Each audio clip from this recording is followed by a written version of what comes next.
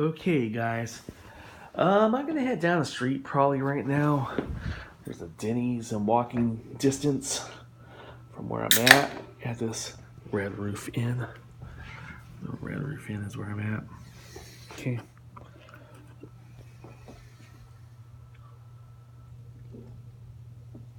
I'm gonna reflect a little bit.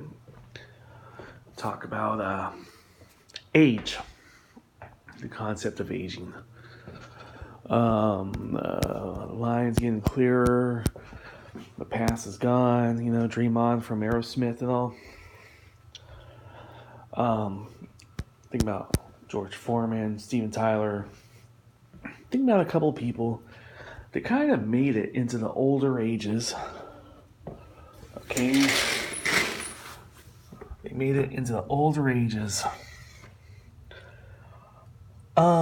Gracefully, somewhat gracefully, or it seems to be. Still, admired and respected by the younger people.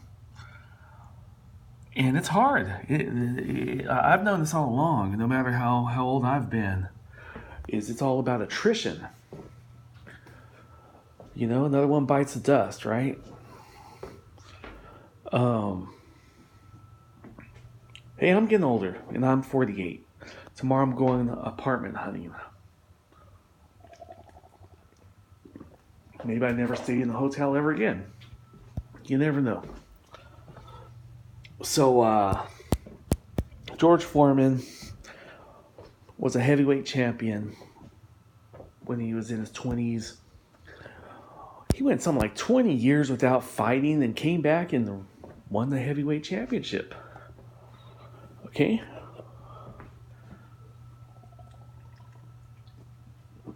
Steven Tyler sang the lyrics to Dream On when, he was relatively young. And as a 60 and 70-year-old person, he's still rocking out there and touring, but those are the exceptions to the rule. And I remember Grace Slick from Jefferson Airplane, Jefferson Starship. I think it was her that said it. I think it was just talking about Cher, because Cher started doing infomercials before she came back to the rock and roll circuit.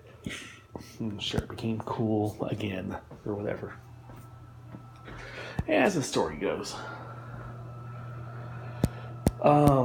Grace Slick said, there's nothing more pathetic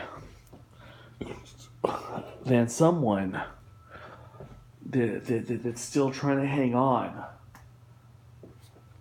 to the rock and roll life past what they're supposed to. And some people are able to do it. I'm sorry to say it's mostly men. From the observation I've seen, the Rolling Stones and Aerosmith, and it's mostly guys that do it. I think Hart and Joan Jett are still out there rocking and rolling,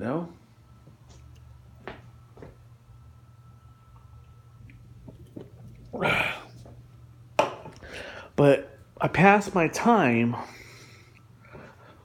talking to people on online forums and doing group text messages.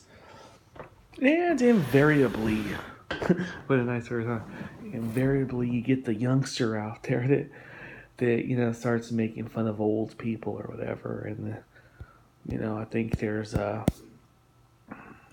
sometimes deliberate swipes or whatever. And that, I'm not mad about that at all. I'm really not.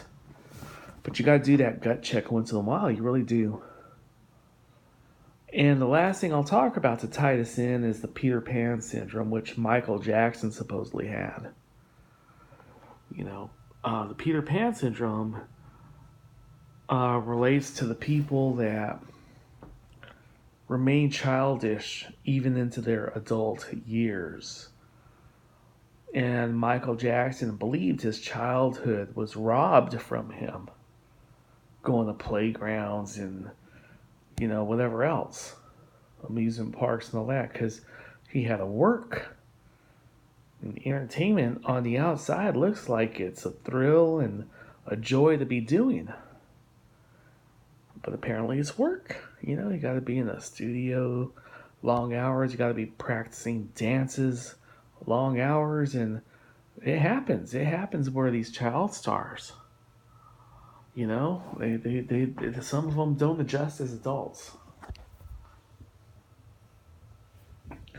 I'm going to touch on this quick and I'm going to move on. I feel robbed. Uh, Within a year of me graduating high school, my dad invested in a pizza store that never got off the ground. And I never had an adulthood that was real, where I had to go out. Some people are kicked out of the house at 18 after graduation. And they're kicked out and they're forced to move into an apartment and make a living on their own. Now, what happened with us is our house was put up for collateral and rooms were rented out. So I had an irregular young adulthood, to say the least. But I was planning for marriage and children and a wife and being a good husband and maybe a little league coach. And I was planning for this. But it didn't materialize because we lost our house. Within 5 years of me graduating high school, it was actually about 6 years, less than 6 years, about 5.5 years. It's March of 95. I graduated in June of 89. Within 6 years, we finally lost our house. And I just didn't have a normal adulthood. Okay? I'm not trying to make excuses for anything. But the final thing I'm going to touch on, and you could connect the dots all you want. The final thing I'm going to touch on. All right, let me have another drink of beer before I do this.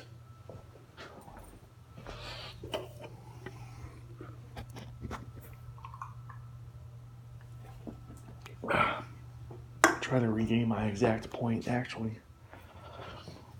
The final thing I'm going to touch on, I hope it comes back to me. It's probably not going to come back to me. Oh. I know what it is.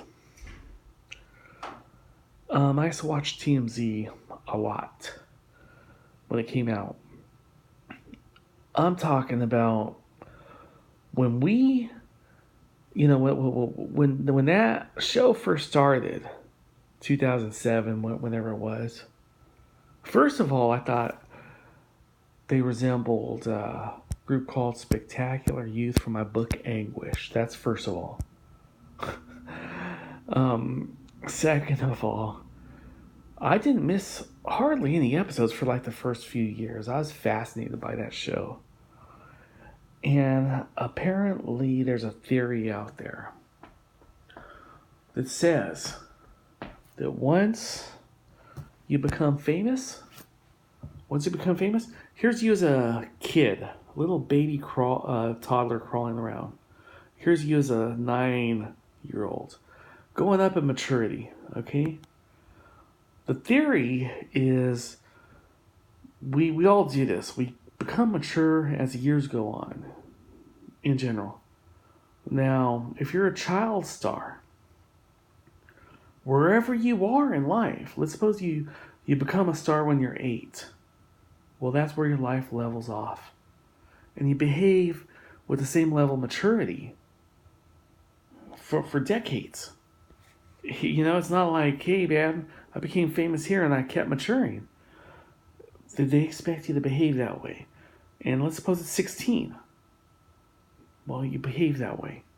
And there's this theory. So I'm going to go out there and get something to eat. I'm going to post this video. It's about age. Tomorrow I go apartment hunting. And I look forward to paying bills. I look forward to doing this thing I was supposed to do many years ago. But it just didn't materialize, okay?